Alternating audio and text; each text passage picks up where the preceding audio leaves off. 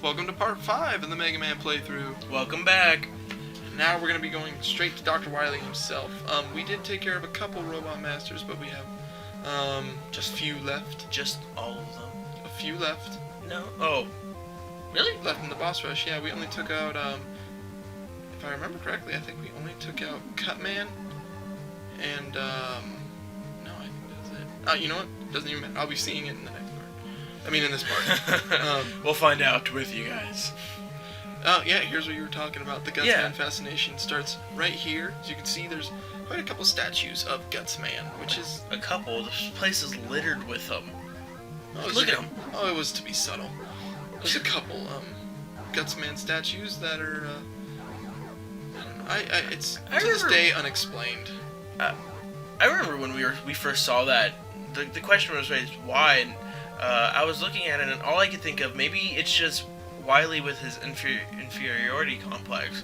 You know, maybe he's just uncomfortable with how weak he is and everything, and he sees Gutsman as the perfect, you know, model of what kind of physique he wanted. I mean, it is true, but then the point comes back. These were Light's creations, not Wily's. Maybe he was jealous. I don't know. I mean, it's to be explained. At the time, it's just an NES game with a very simple plot.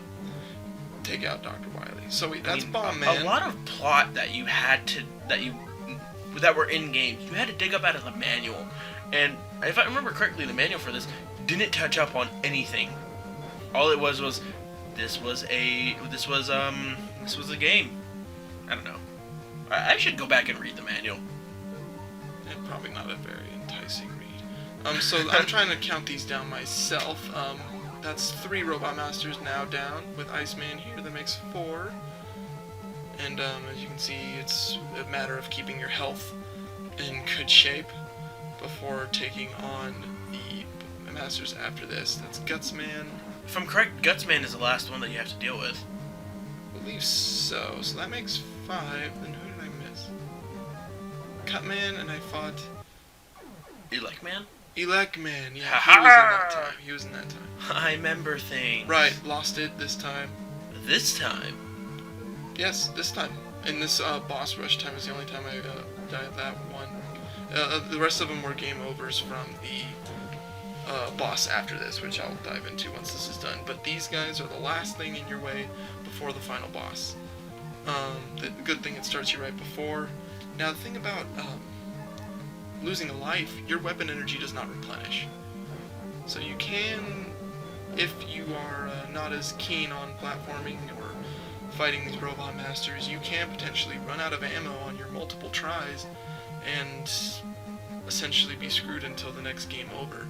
Which... Lose by default. Yeah, by default, because you can use up your weapon energy in those lives. And we're going to be taking down the sad Eskimo one more time, in a very sad fashion.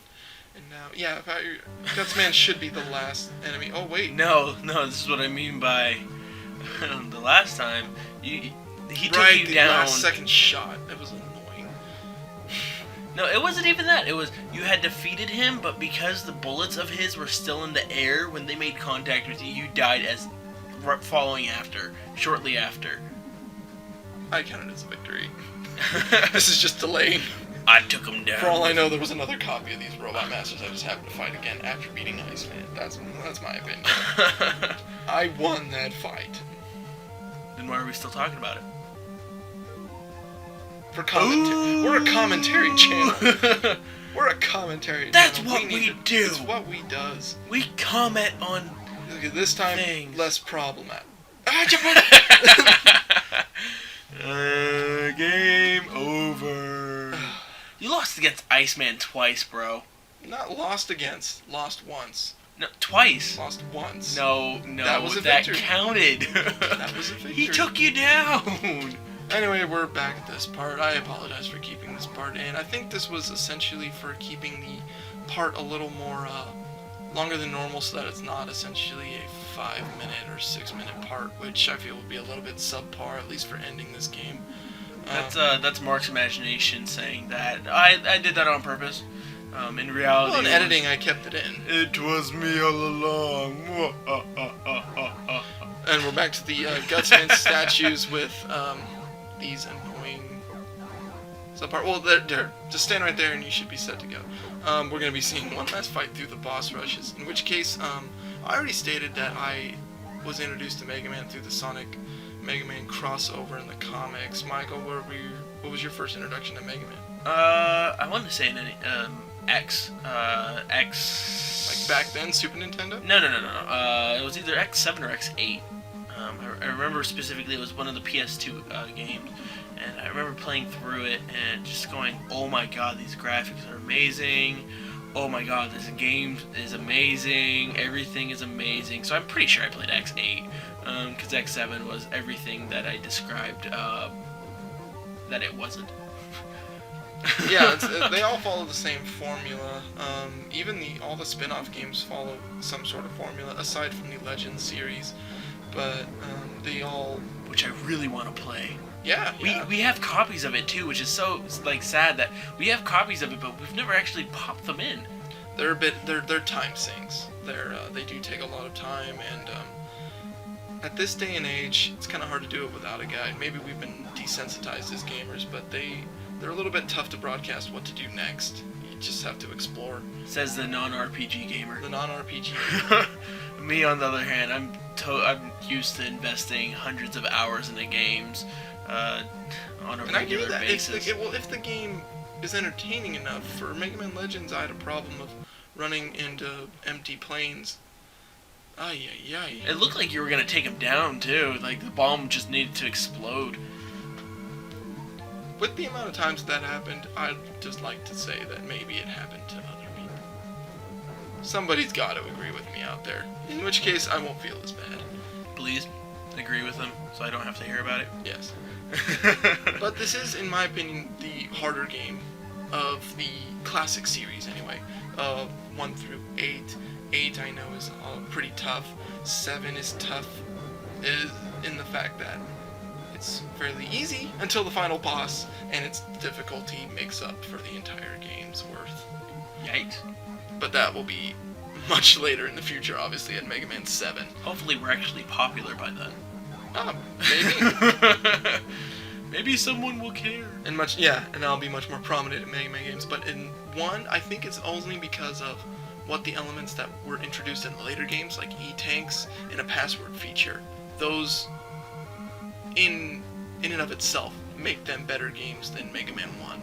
And Mega Man 1 follows the syndrome of all the other franchises. Sonic, Crash Bandicoot, anybody. The beginning game always sets the framework, which can be good, and in some cases it's bad when you look back on it later because the other games improve on it so much.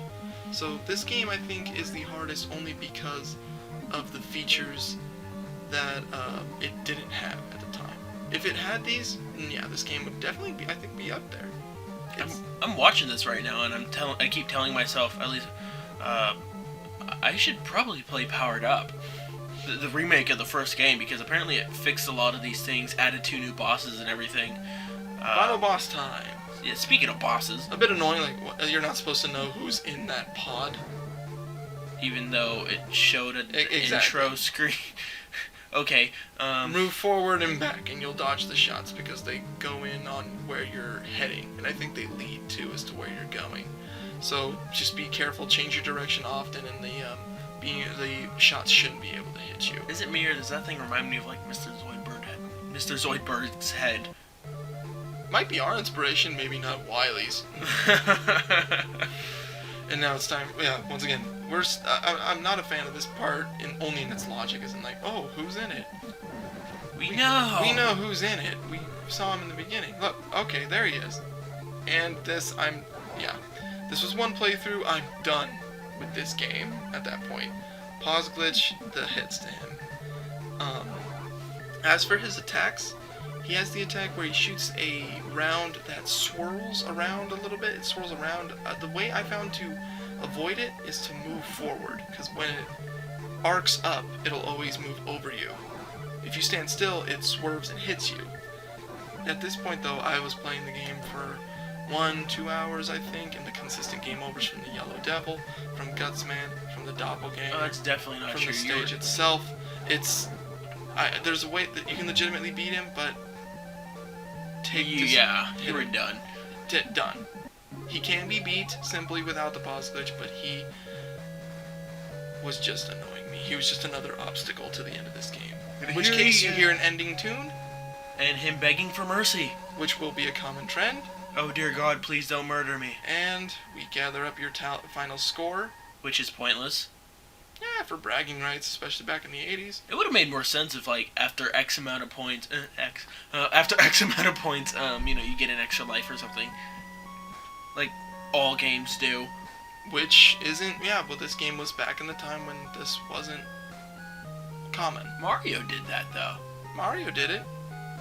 I'm 95% sure this game came out after Mario 2. Well, then again, this, maybe that's the current generation talking, because games back then wanted to do something different. We can't be emulating Mario immediately. True. Anyway, a little nice ending tune. These are one of my favorite tunes. You'll be hearing it in my playlist, the credits theme for the first Mega Man game. And so we'll use this time for our basic impressions. We have 1 minute, so the game I think is fun, and I only look at it as the framework for the future games. Yes, Michael? Making it fast. Played it myself. Very tough. It's a boy, by the way. Very tough game. The only way I could ever possibly beat it is with save states. I don't do any of the pause glitches, but maybe that's why I've never actually finished them all the way. Could just be stubbornness? I don't know. Yeah. I don't know. Great games, awesome soundtracks. The 8-bit music is wonderful. And obviously, it set the framework. We're all set to go. And look, we have our good old Dr. Light and Mega Man's sister, Roll. And presented by lovely Capcom, who we'll be seeing a lot of throughout the channel's lifetime. But this has been our Mega Man playthrough. We hope you guys enjoyed it, and we'll be seeing you for our next playthrough. See you guys next time.